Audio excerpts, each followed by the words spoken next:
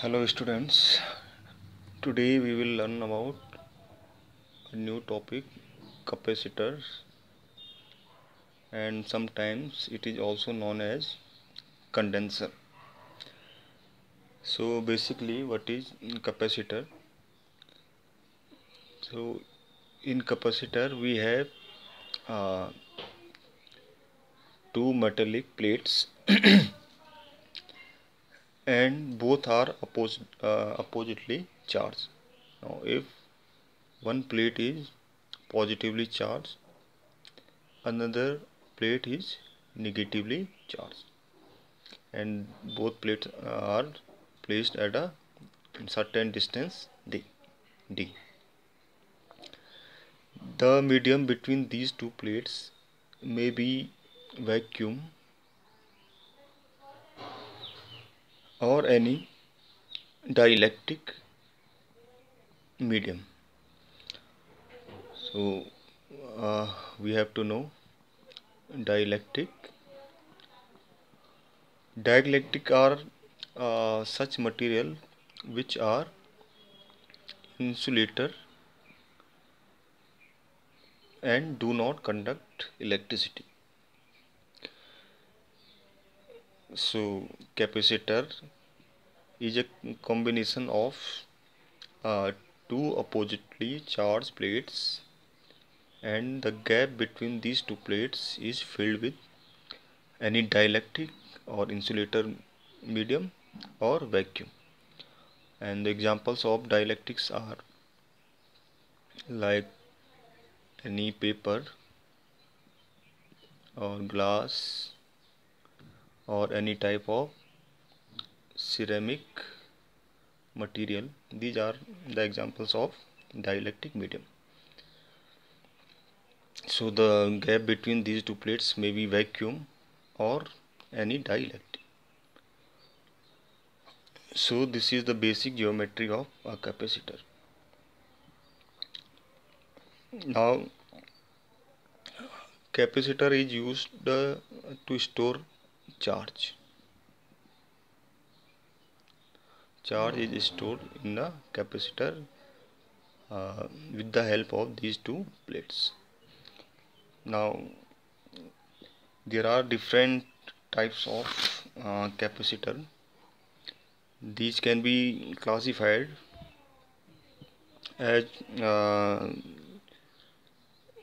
depending on their geometry.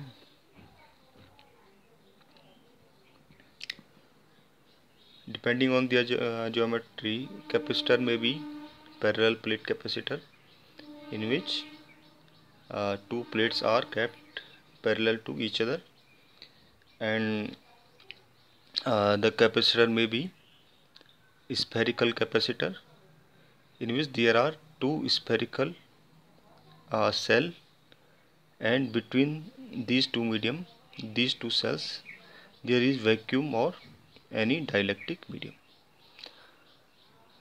And there may be also cylindrical capacitor, in which there are two hollow cylinders which are oppositely charged, and the gap between these two hollow cylinder is filled with vacuum or any dielectric. So depending on the geometry, capacitor may be classified as parallel plate capacitor, spherical capacitor, and cylindrical capacitor. Now they can also be classified depending on the dielectric medium which is filled between these two metallic plates. So based on dielectric, the capacitor may be defined as paper capacitor or mica capacitor or ceramic capacitor. So this means in paper capacitor, the gap between these two plates is filled with the paper. In mica capacitor, the gap between these two metallic plates is filled with the mica. Or in ceramic capacitor, The gap between these two plates is filled with the ceramic material. So depending on dielectric, they may be depending another paper, mica and ceramic capacitors, and depending on value there may be two type of capacitor. One is capacitor with a fixed value. This means if this capacitor has a value 2 farad, so this is fixed. And second may be variable capacitor. A variable capacitor means the capacity of the capacitor may change depending on the conditions, and this capacitor is shown by two metallic plates and a arrow like this. So this is fixed value capacitor and this is variable capacitor. Generally capacitor in any circuit is shown by these two lines which are parallel to each other.